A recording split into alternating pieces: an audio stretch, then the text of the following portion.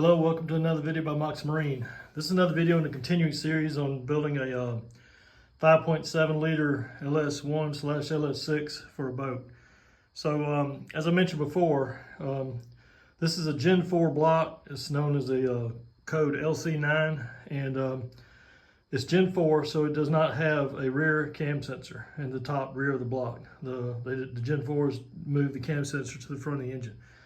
But because I'm using a 24-tooth trigger wheel, like you see on the back there, that was the Gen 3 electronic wheel. So somewhere around 2005 to 2007, they had hybrid engines or a mix and match of 24-tooth trigger wheels, but with some of the Gen 4 features. But I'm using the 24-tooth trigger wheel. So in that situation, you have to put the cam sensor on the front, and with the 24 trigger wheel, I've already discussed in the previous video, you have to use this, what's called 1X cam gear.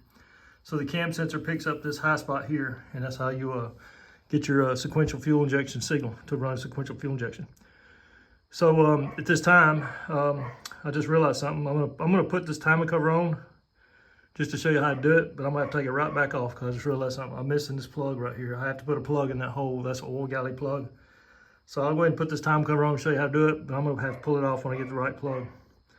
But anyway, so as I'm saying, because the cam sensor is in the front, you have to use a special timing cover that has a cam sensor hole in front of it. So that cover is right here. This is the cover. This is a brand new General Motors cover. There's the hole for the cam sensor. The standard Gen 3 timing cover does not have this hole right there.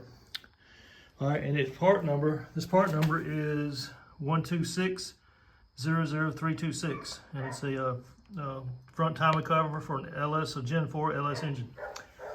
So, like I say, the timing cover came with this front seal, which I've already put in. I used my press to put that in, and so I'm gonna go ahead and mount this timing cover. The timing cover did not come with this the gasket, so I bought this timing cover gasket set. This is called the timing cover set. This is a Felpro TCS 45993. It's Felpro, and that's the gasket. So I'm gonna go ahead and open this up, and I'm gonna use that gasket to put this timing cover on. Okay, I've got the gasket out of the package, and I've now put it onto the timing cover. I'm using a bolt in the two corners because the gasket's a little bit stretched wide, so I'm having to use these bolts to kind of hold this gasket in place. So I'm now going to just set the set the cover on the engine with the gasket. By the way, you don't use any sealer. You don't need to use any sealer on these gaskets. These gaskets are designed to be reusable. So when you take it apart, you can save the gaskets and use them again and again. So I'm going to go ahead and, so by reusable, what they do is they have this metal substrate. You see it's like a rubber seal. It's got that metal substrate. Well, the metal substrate keeps the gasket itself from being squished too far. So the gasket seals, but it doesn't get deformed or squished too far, and that's what the metal substrate is what saves the gasket from being destroyed when it's clamped. So let me go ahead and put this timing cover on and show you what it looks like when it's done. Okay, the timing cover is now installed, and all the bolts, I'm missing two bolts. I had to use these bottom two bolts right here and right there to put the timing chain tensioner on. So I'll have to find two more bolts for that. But all these bolts are only turned on finger tight. You do not tighten up the timing cover until you mount the oil pan. So you see the surface kind of leads to a flat surface all across here and here. So the oil pan forms a ledge here that this timing cover bolts to. So you don't want to tighten this up until after you put the oil pan on and the oil pan gasket and snug it up. Then that determines the height of this cover. Then you tighten down the cover once the oil pan is tightened down and torqued. So right now I've just got the cover on here, just kind of it's snugged in, finger tight, and it's just, my goal is just to keep dust out of this engine while I'm putting it together. So the final stages for putting this timing cover on are to mount the cam sensor, which goes in this hole here. There's a 6mm, I believe it's 6mm screw that holds that, and then there's a special harness that goes from the cam sensor back to here, and I'll show you what that is. Okay, the cam sensor harness is now installed. As you can see, I don't have the right bolts for it. These are M6, and I'll have to get some the proper bolts for them at the hardware store tomorrow. I'm going to get stainless steel bolts since this is going in a boat. But so this harness is what holds the it routes the wires around, and then your engine harness for your cam sensor plugs in right there. Your cam sensor is in the hole, and it's held in with a bolt, and it holds this metal bracket that houses the wiring harness.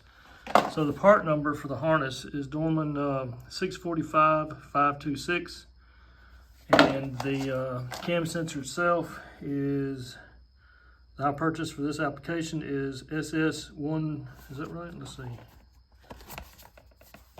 I guess it is. So it's it is SS11370-11B1. Made in China. Even the good stuff's now made in China, I guess. So anyway, your cam sensor installed, the harness, the timing cover, it's all installed on the engine. It's only finger tight. And again, you don't tighten down all the bolts until you get your oil pan on there, and then you snug the oil pan, and then you tighten those bolts last once the oil pan's on.